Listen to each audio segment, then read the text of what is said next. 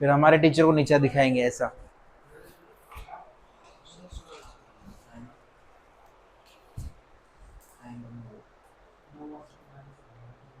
आया?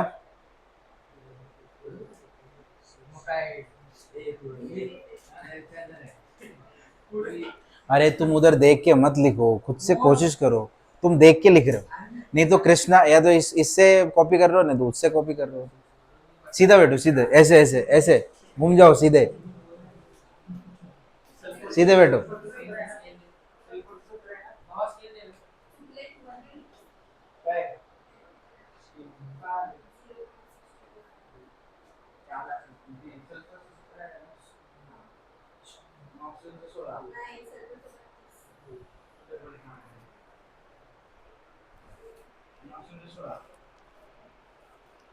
टाइम तो हो गया, केमिस्ट्री कंटिन्यू करो क्या आज? क्योंकि अभी आपके एग्जाम में भी आ रहा। अरे तो नहीं नहीं, केमिस्ट्री कंटिन्यू करो। मैं थर्सडे को ले लूंगा बायो, उसमें भी कल भी बायो है, थर्सडे को ले लूंगा ना बायो। तुम्हारा पहले इनका एग्जाम में आ रहा है, एग्जाम में आ रहा है, समझो 17 तारीख को। तो फिर अभी 15 अगस्त को क्या?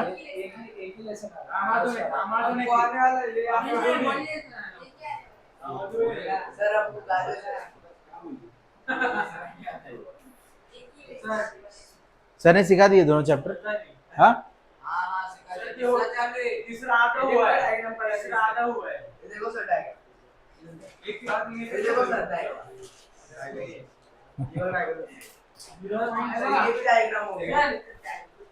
न्यूमेरिकल हो गए ये सब? किधर है लिखा हुआ?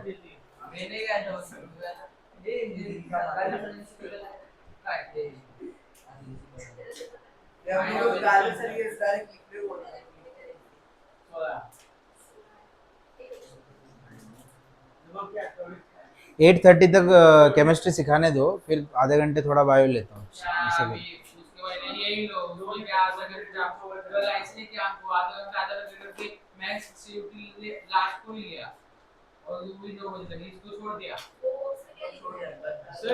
कौन से? ये ये हो गया? कितना कितना आया?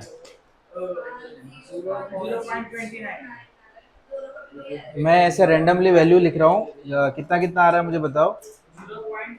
0.629, ये 0.629, और ये 516। खुद निकाला आपने? खुद निकाला ना? ओके। अभी ये सिंपलेस्ट वैल्यू से डिवाइड करना है, सिंपलेस्ट वैल्यू से डिवाइड करना है। तुम एक तो पढ़ नहीं रहे हो, तो दूसरों को डिस्टर्ब मत करो। अब सिंपलेस्ट वैल्यू से डिवाइड करेंगे तो क्या हो जाएगा? ये देखो, तीनों को जो सबसे छोटा वाला वैल्यू है उससे डिवाइड करना है, जो भी इन तीनों में आएगी। हाँ, तो ये आएगा 1, ये आएगा 1, और ये देखो ऑलमोस्ट ये 6 4 जा, ये देखो ये 24 या 25 के आसपास आ रहा है ना? नहीं समझे आप? 0.6 है ना, तो 0.64 जा क्या होता है? 2.4। 2.4 मतलब ये आगे भी वैल्यू है, तो ये आंसर कितना आएगा? 4। तो ये कितना है? कॉपर है ना ये, और ये क्या है? सल्फर, और ये क्या है? तो यहाँ क्या लगेगा? तो ये क्या बन गया? CuSO4,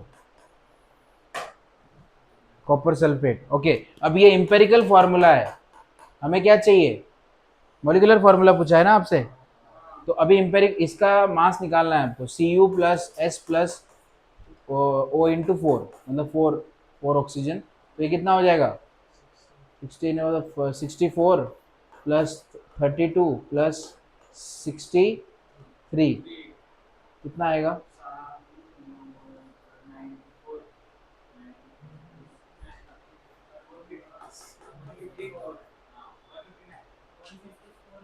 154 है?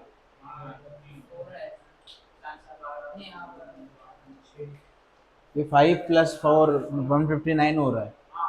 159 ग्राम क्या आ रहा है इसका? एम्पेरिकल फॉर्मूला मास आ रहा है ना?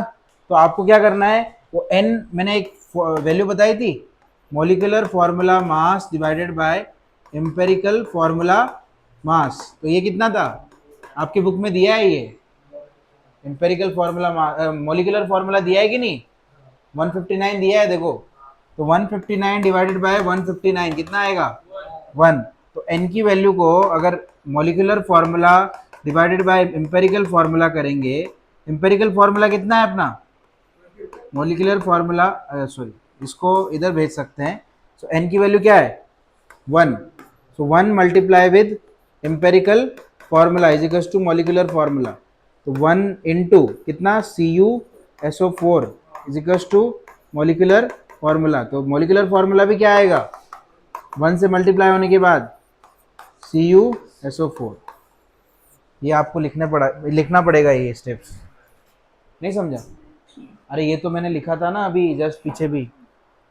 हाँ पीछे, अरे पीछे ही लिखा है मैंने, जैसे इसमें लिखा था molecular formula mass divided by empirical formula, N की वैल्यू निकालनी पड़ती है। तो जो भी मास गिवन दिया होगा उसको डिवाइड करना पड़ता है एम्पेरिकल फार्मूला मास से। इसमें भी तो वही किया, आपको गिवन दी गई थी ये वैल्यू, देखो मॉलिक्यूलर फार्मूला मास देखो दिया है बुक में, और हमने अभी जस्ट निकाला है, देखो ये भी 159 एम्पेरिकल फार्मूला मास ये निकाला है देखो यहाँ, तो डिवाइड कर दिया 1 आया, फिर ये 1 यहाँ पे पुट कर दिया, किया कि नहीं, यहाँ पे पुट किया है 1। सो ये 1 ये इधर जाएगा मल्टीप्लाई होगा कि नहीं, फिर 1 into E F equals to M F, M F मतलब मॉलिक्यूलर फार्मूला। सो क्या आ जाएगा, 1 इंटू ई एफ कितना था, एम्पेरिकल फार्मूला कितना था, तो वो 1 से मल्टीप्लाई किया तो CuSO4 आंसर है। ऐसे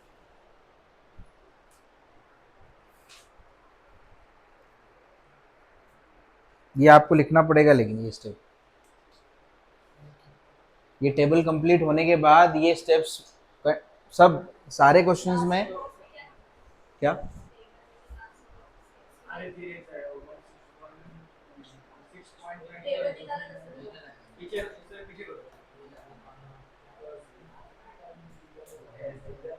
एम्पेरिकल फार्मूला लिख देना है यहाँ पे ऐसा।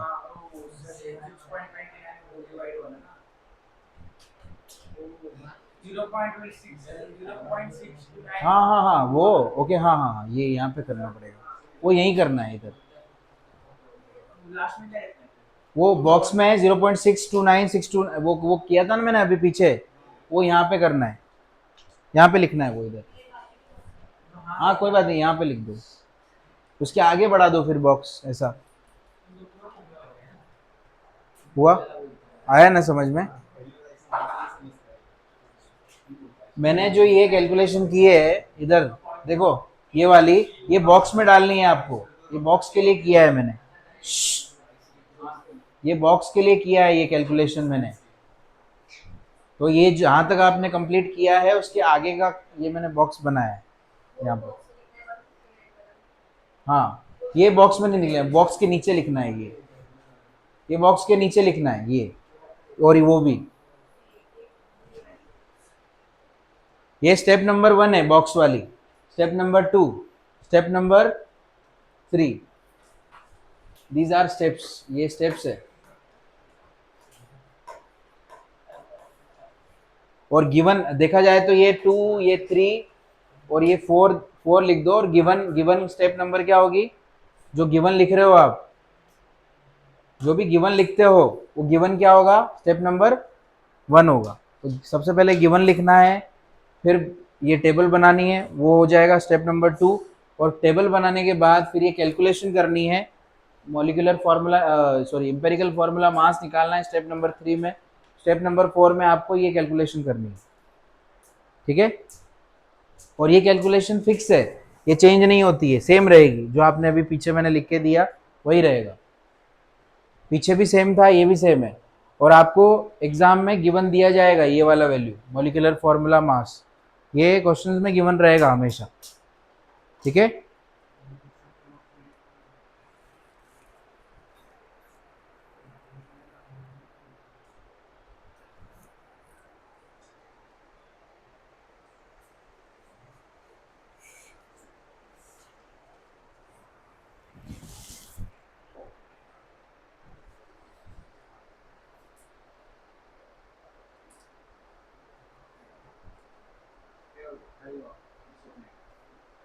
ओके, हो गया। नेक्स्ट है स्टेक्योमेट्रिक कैलकुलेशन।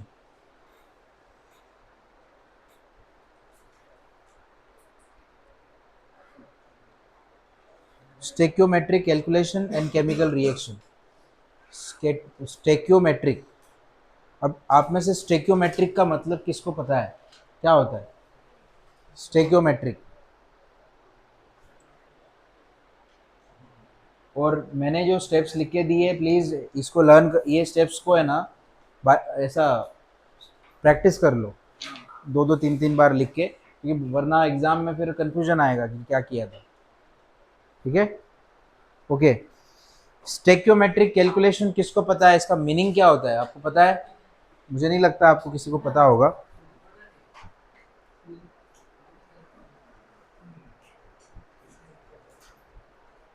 कोई बता सकते हैं स्टेक्योमेट्रिक का मतलब क्या है आप में से?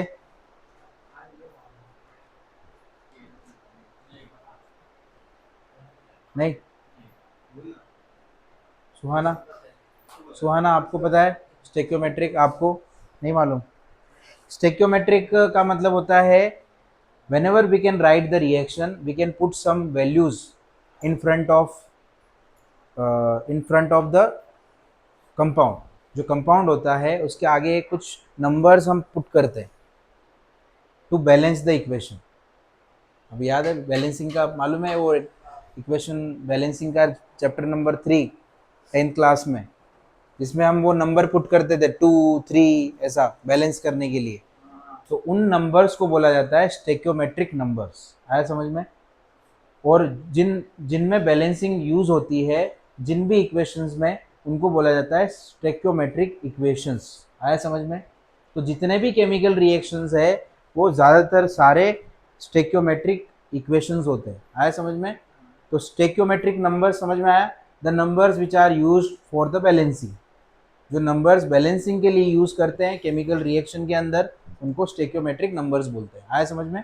तो जैसे अभी सामने देखो, ये देख के तो ऐसा चक्कर ही आ रहा होगा कि क्या है, पर ये बहुत इजी है। ये तो हमने किया भी है पहले भी, है ना? कि वो x की वैल्यू करके। ओके, अभी देखो इसमें क्या करना है।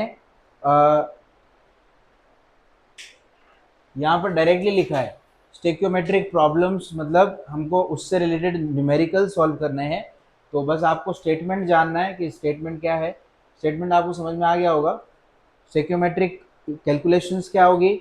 The we can use the numbers on in front of equation. कोई भी इक्वेशन के आगे, जैसे ये 2 लिखा हुआ है, ये 2 लिखा हुआ है, ठीक है। अब कोई भी इक्वेशन ले लो, जैसे इसमें 5 लिखा हुआ है, ये 3 लिखा हुआ है, ये 4 लिखा हुआ है, दीज आर कॉल्ड स्टेक्योमेट्रिक नंबर्स। आया समझ में? और ये जो इक्वेशन है इसको बोलते हैं स्टेक्योमेट्रिक इक्वेशन। आया समझ में? तो ऐसी इक्वेशंस की जो कैलकुलेशंस होती है, मतलब वो कैलकुलेशन हमको इन टॉपिक में पढ़ना है। मतलब ये जो टॉपिक अभी हमने किए हैं, तो ज़्यादातर एग्जाम में न्यूमेरिकल्स ही आते हैं इसके, जितने भी है। करें सॉल्व? देखो, calculation based on the balance chemical equation are known as stoichiometric calculation. अभी बताया मैंने, थर्ड चैप्टर जो था आपको 10th क्लास में, वो इसी टॉपिक से रिलेटेड था, जिसमें हम क्या, क्वेश्चन चैप्टर का नाम ही वही था, केमिकल रिएक्शन एंड बैलेंसिंग, ऐसा कुछ था ना, reaction and equation. Chemical reaction सिर्फ नहीं था, रिएक्शंस एंड इक्वेशन था, और उसमें उसी में बैलेंसिंग था, R H S equals to L H S वाला मेथड। ठीक है। सो यहाँ पर देखा जाए तो हमको क्या करना है, डायरेक्टली न्यूमेरिकली स्टार्ट करते हैं, क्योंकि इसमें वही ये सब, बस ये पॉइंट समझना है, ये इसकी डेफिनेशन याद रखना, बस ये लर्न करना है, बाकी तो ये करना है सब कुछ। ओके, ये करने के लिए ये समझाया गया है इतना सारा। ठीक है, वो मैं अभी आपको समझाता हूँ कैसे सॉल्व करना है। ओके, सबसे पहले देखो, calculate the mass of carbon dioxide and water formed on complete combustion of 24 gram of methane gas. 24 gram of methane gas use करने के बाद कितना कार्बन डाइऑक्साइड रिलीज होगा एंड वाटर कितना रिलीज होगा, वो हमें फाइंड आउट करना है। आया समझ में? कैसे करेंगे? आप में से कोई बता सकते हैं? मैंने क्लास में बताया ये वाला मेथड, बताओ।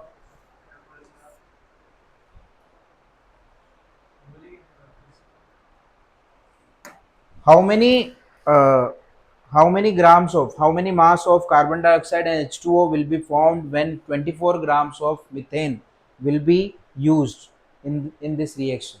मतलब इस रिएक्शन के अंदर 24 ग्राम मिथेन यूज हो रहा है, उससे कितना कार्बन डाइऑक्साइड और कितना पानी मिलेगा, वाटर, वो आपको फाइंड आउट करना है।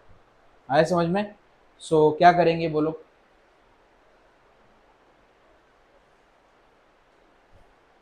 ये उस बोर्ड पे करवाया तो चलेगा ना? गिवन, क्योंकि क्या हो रहा है, इधर स्पेस नहीं मिलेगी ज़्यादा लिखने के लिए। इस पे करूँ? ओके।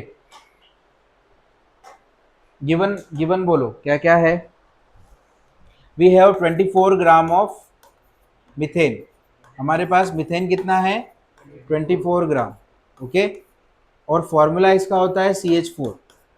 बट ये क्या बोल रहा है? There is a combustion, there is a combustion reaction in which the methane is burn in presence of oxygen. जो मिथेन है वो बर्न हो रहा है, जल रहा है। अब मिथेन क्या होता है? अरे वो तो मुझे भी पता है। मीथेन गैस होता है जो एलपीजी सीएनजी में यूज होता है। एलपीजी में, सीएनजी में नहीं। सीएनजी में तो प्रोपेन वगैरह यूज होता है। मीथेन भी रहता है उसमें। मीथेन ही रहता है ऑलमोस्ट। 95-100% मीथेन रहता है। जो आपके घर पे एलपीजी सिलेंडर आता है उसमें मीथेन रहती है। तो मीथेन ऑक्सीजन के प्रेजेंस में जलती है। मतलब जब उसको ऑन करोगे तो उसमें से फिर गैस निकलती है कि नहीं? फिर उसको इग्नाइट करना पड़ता है, कुछ भी, या तो लाइटर से जलाना पड़ता है, तो इग्निशन देना पड़ता है उसको। सो यहाँ पर क्या होगा? CH4 plus O2 gives CO2 plus H2O बन रहा है। जब ये जलती है तो इसमें से CO2 निकलता है और H2O निकलता है। आया समझ में? क्या होगा यहाँ पर हमारे पास? सबसे पहले इनके मासेस लिखने हैं आपको। तो ये कितना है? ये 16 ग्राम होगा कि नहीं? C+4 into hydrogen. कार्बन का मास कितना होता है? जैसे C+4 इंटू हाइड्रोजन, तो ये 4+12, 16 ग्राम। ये 16 ग्राम है, ये कितना होगा? ये 32 ग्राम, 32, 32 होगा ना? ये कितना होगा? 44 ग्राम। आप निकाल लेना, ये हमने निकाला है CO2 का। और इसका होता है 18 ग्राम, मुझे याद है। आप निकाल के देख लेना आंसर्स, इनके वैल्यूज तो पता होगी ना। C+2 इंटू ऑक्सीजन, तो 2 ऑक्सीजन मतलब 32 और कार्बन 12, तो 12 प्लस 32 कितना होगा? 44। तो ये वैल्यूज है। These are the atomic masses. ये क्या है? ये नहीं, एटॉमिक नहीं, मॉलिक्यूलर मास, क्योंकि एटम नहीं है ना, तो इसको क्या बोलेंगे? ये मॉलिक्यूलर मास है। ओके। तो आपको इस लाइन में मैं आपको इजी मेथड बता रहा हूँ। ऐसे मॉलिक्यूलर मास आप पेंसिल से लिखना एग्जाम में, ऐसा ये आप चाहो तो लिख सकते हो, ऐसा कोई इशू नहीं है। बट ये लाइन मॉलिक्यूलर मास की लिखनी है जस्ट इक्वेशन लिखने के बाद। लेकिन इक्वेशन लिखने के बाद आपको पहला काम करना है इक्वेशन को बैलेंस करना। इक्वेशन को आपको बैलेंस करना पड़ेगा, क्योंकि क्वेश्चन में इक्वेशन नहीं दी गई है। क्वेश्चन में इक्वेशन है क्या? नहीं है। सॉल्यूशन में इक्वेशन है। आया समझ में? तो इक्वेशन खुद बनानी पड़ेगी आपको कि मिथेन बर्न हो रहा है ऑक्सीजन के प्रेजेंस में और उससे CO2 और H2O मिल रहा है। तो अभी आप देखो यहाँ पर ऑक्सीजन कितने हैं? हाँ, ऑक्सीजन 2 है। हाइड्रोजन कितने हैं यहाँ पर? देखो 4 है ना। इधर कितने हैं हाइड्रोजन? इधर हाइड्रोजन कितने हैं? हाँ मैं कर रहा हूँ, सुनो। यहाँ पर हाइड्रोजन कितने हैं पहले ये देखो। 4। इधर कितने हैं? 2। तो यहाँ कितना लगेगा? 2 लगेगा। लगेगा कि नहीं? अब इधर ऑक्सीजन कितने हो गए? 2 ये और 2 ये, है कि नहीं? H2O के आगे वाले 2, तो 2 और 2 कितने होंगे? तो यहाँ कितना लगेगा? आया समझ में? 2 2 ज़ा 4। डायरेक्ट मैं 2 नहीं लगा सकता क्योंकि बुक में लिखा हुआ है इसलिए मैं लिख दूँ, ऐसा नहीं।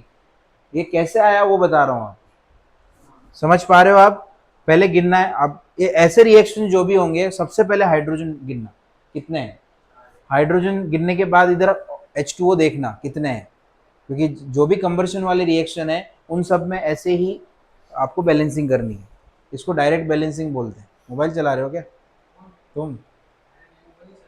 तो ओके ओके ठीक है, इधर ध्यान दो, तुमसे ही पूछूंगा अभी आगे वाला स्टेप। ओके, ये अभी देखो क्या लिखा हुआ है यहाँ पे, 24 ग्राम ऑफ मिथेन जो कि जल रहा है। तो यहाँ कितना लिखूंगा, क्या पूछा है आपसे, ये इतना मिथेन जल रहा है तो उससे क्या बनेगा? अरे उसमें लिखा है ना how much CO2 and, question क्या लिखा है, how much CO2 and H2O will be produce, यही है ना? तो 24 ग्राम में कितना प्रोड्यूस होगा वो हमें फाइंड आउट करना है। आया समझ में? इसको x ग्राम ले लो, इसको y ग्राम ले लो। ओके, अभी क्या करना है देखो, इसको x ग्राम लेना है, इसको y ग्राम, क्योंकि दोनों निकालने हैं हमें। तो हम क्या करेंगे, सिंपली आपको कंपेयर करना है। मैं एक बॉक्स बना रहा हूं, रेड वाला बॉक्स, इधर ध्यान दो, इस इजीएस्ट मेथड है जो मैं आपको बता रहा हूं, अगर ये समझ में आ गया। अभी रेड वाले बॉक्स में हम निकाल रहे हैं, तुमको देखो नहीं पढ़ना है क्लास में तो मैं सर से बात कर लेता हूँ, तुम मत आओ चाहिए तो, लेकिन ऐसे डिस्टर्ब मत करो किसी को, क्योंकि हमारा भी कंसंट्रेशन ये होता है। फिर हम लोग इतने अच्छे से मैं आपको ये बता रहा हूँ, फिर उसमें भी अगर तुम ऐसे करोगे तो। अब ये बॉक्स मैंने बनाया, ये किसके लिए बनाया, calculation for the production of CO2। ये हम किसका प्रोडक्शन कर रहे हैं यहाँ पर, production of CO2। CO2 produce हो रही है तो इसके लिए क्रॉस मल्टीप्लाई करना है सिंपली, ठीक है? तो क्रॉस मल्टीप्लाई करने के बाद आंसर क्या आने वाला है देखो, 16x equals to 44 into 24। Okay, तो x इजिकल्स टू क्या हो जाएगा, 44 इंटू 24 डिवाइडेड बाय 16। तो कितना आएगा देखो, ये कट हो रहा है, 4 के टेबल में आता है ना, ये कितना है, 4 के टेबल में कितना आएगा, 8, ये 8 आएगा, ये 4 आएगा। हाँ 8 से हो जाएगा ना, 8 टूजा, ओके हाँ हाँ वो ध्यान नहीं दिया, तो ये टूजा हो जाएगा, ये सॉरी ये टूजा हो जाएगा, ये 3 हो जाएगा बराबर। अभी इसको मल्टीप्लाई करो, ये भी कट हो जाएगा इधर, ये कितना आ रहा है 22, तो 22 इंटू 3 कितना आएगा, डायरेक्ट आंसर आ रहा है 66 ग्राम ऑफ व्हाट, CO2। देखो बुक में आंसर वही है क्या, मुझे तो नहीं पता है, तो मैंने तो अपने हिसाब से कॉन्सेप्ट से निकाला है मैंने तो। हाँ ओके, अब बॉक्स नंबर 2, अब नेक्स्ट बॉक्स बनाऊंगा मैं ब्लू कलर से। देखो इसको सुनो, इसको कंपेयर करना है। इस बार मैं इधर लिख देता हूं, ये इक्वेशन के लिए मैं वापस इक्वेशन इधर लिख रहा हूं, क्योंकि आपको फिर मैं इधर बनाऊंगा तो कंफ्यूजन होगा। क्या है हमारे पास, CH4 plus O2 gives CO2 plus 2H2O बराबर। ओके, अभी यहाँ पर कितना है, 16 ग्राम, यहाँ पे कितना है, हमको H2O का निकालना है ना, तो 2 इंटू कितना आएगा, 18 ग्राम, मैंने एक्चुअली लिखा नहीं था यहाँ पे, 2 इंटू 18 ग्राम, तो यहाँ पे कितना होगा 36 ग्राम। ओके, वो तो हमने फिर बाद में लिखा ना। तो अभी देखो ये कितना है, ये कितना है 24, तो ये कितना था, y था ना, y ग्राम, देखो वहाँ पे y। तो अभी वापस वही मेथड यूज करेंगे, ये ब्लू कलर का बॉक्स बना देता हूँ इधर। ये किसके लिए बनाया है मैंने, प्रोडक्शन ऑफ, बोलो, अरे कहाँ से CO2, H2O, क्योंकि CO2 तो निकाल चुका हूँ ना। ओके, तो क्या करेंगे अभी, क्रॉस, ऐसे ऐसे, तो ये हो जाएगा 36 इंटू 24 इजिकल्स टू 16y, तो ये हो जाएगा 36 इंटू 24 डिवाइडेड बाय 16, तो ये वापस कट हो रहा है, ये 3, ये 2, ये इससे कट होगा 18, 18 3 का कितना होगा, so y is equal to 54 gram of H2O। क्या ये आंसर है? सही, हाँ। अब क्या था इस क्वेश्चन में? इजी है ना? लेकिन इसमें देखने में इजी लग रहा था क्या? तो एग्जाम में क्या करना है, स्टेप्स फॉलो करनी है। आप चाहो तो बॉक्स बना सकते हो वहाँ पे, लेकिन अगर क्रॉस दिखा दोगे तो भी चलेगा। मैं तो जस्ट समझाने के लिए आपको बताया है कि मैंने यहाँ प्रोडक्शन H2 का दिखाया है, वहाँ CO2 का दिखाया है। आप लिखना चाहो तो लिख सकते हो। ये इजी स्टेप है क्योंकि चारों न्यूमेरिकल इसी इसी मेथड से होंगे ये सब चारों। सर उसमें से 2.13 स्कूल में भी किया था। कौन सा वाला? 2.13। तो बहुत इजी है, क्या है, कुछ भी नहीं है। हाँ मैं सॉल्व करवाता हूँ, वो करवा दूंगा मैं solve। 5 into 16। हम्म, 1 112 है ना? हाँ। नहीं, मिनट में तो अलग आंसर। अरे ये 5 मोल्स है ना, तो एक मोल में 22.4 लीटर होगा, तो 5 मोल में कितना होगा? 22.4 इंटू इंटू 5 करो, 22.4। अरे 4 है।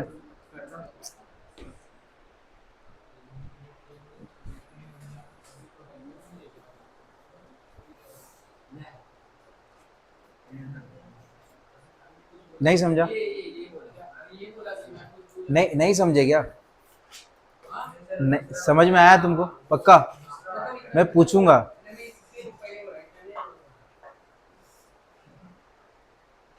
अरे इतना अच्छे से समझाने के बाद भी तुम बोल रहे हो थोड़ा थोड़ा आया, ऐसे थोड़ी। अरे फिर मैं कैसे समझाऊं? तुम एक बात बताओ, किस लेवल पे जाके समझाऊं अभी ये सब चीजें? हाँ, इतना इजी वे में मैं बता रहा हूँ, ध्यान नहीं देते, वही प्रॉब्लम है।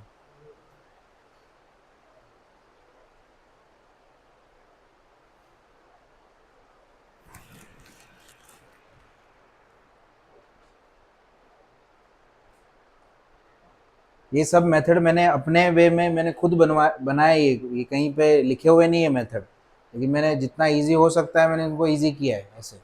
आपकी बुक में तो देखो कैसे लिखे हुए हैं, वो आप खुद देख सकते हो। कहाँ पे 2?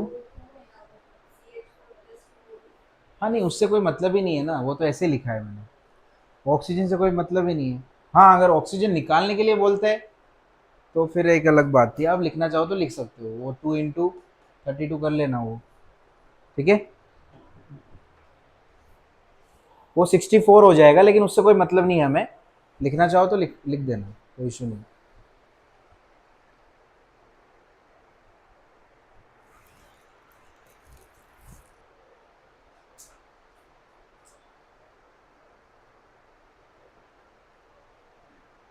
एग्जाम में जैसे मैंने लिख के दिया है वही स्टेप वाइज आपको लिखना है एग्जाम में भी, ठीक है। इजी मेथड है, खाली इक्वेशन नहीं बनेगी तो आंसर रॉन्ग होगा, ध्यान रखना है ये भी बात। तो जो भी इक्वेशंस है आपकी बुक में वो थोड़ा सा एक जगह पे लिख के प्रैक्टिस कर लेना।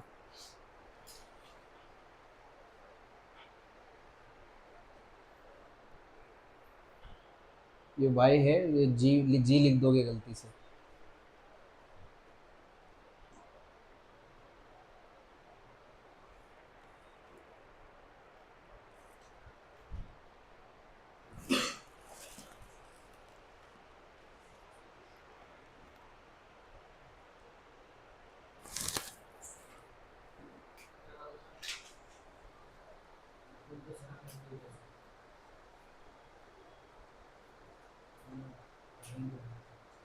अभी तक जो न्यूमेरिकल मैंने सिखाया आपको, स्टेप्स बताई, इजी लग रहे हैं कि नहीं उससे? पक्का? एक दो बार प्रैक्टिस तो करनी पड़ेगी घर जाके, लेकिन ऐसे देखने में तो समझ में आ रहे हैं ना।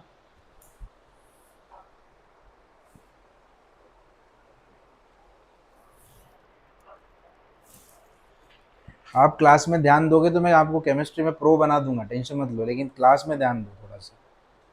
मैं इवन ऑर्गेनिक के भी ऐसे ऐसे आपको ट्रिक बताऊंगा। ऑर्गेनिक IIT JEE पढ़ने वाले स्टूडेंट भी बोलते हैं कि बहुत टफ सब्जेक्ट है, कोटा फैक्ट्री जो सीरीज़ बनी है वो उसी के ऊपर जिक्र किया है, ऑर्गेनिक केमिस्ट्री। लेकिन मेरे पास ऐसे ऐसे मंत्र है कि वो सब्जेक्ट आप ऐसे चुटकियों में कर लोगे, लेकिन वो वर्ल्ड की सबसे टफेस्ट सब्जेक्ट में मानी जाती है, वर्ल्ड की बोल रहा हूँ, ऑर्गेनिक केमिस्ट्री, जिससे मेडिसिन वगैरह जो मैं बोला था लास्ट टाइम वो बनती है, वो नेम्स वगैरह। तो उसके भी मेरे पास बहुत से इजी इजी मेथड्स है। एक बार आप वो फंडा समझ गए ना, तो यूँ समझ लो आपके पास 1000 पेज भी आ गया तो वो कॉन्सेप्ट आप ऐसा लिख पाओगे ऐसा खुद से।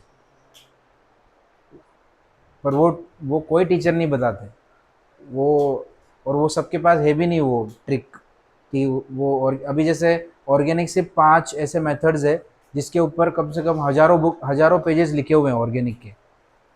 तो वो हज़ारों पेज किन 5 कॉन्सेप्ट पे लिखे हुए हैं वो मैं बताऊंगा आपको।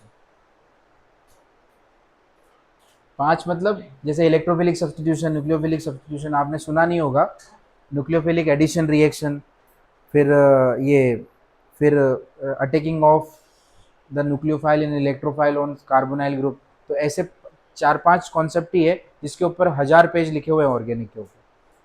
लेकिन वो अगर आपने एक बार समझ लिया कॉन्सेप्ट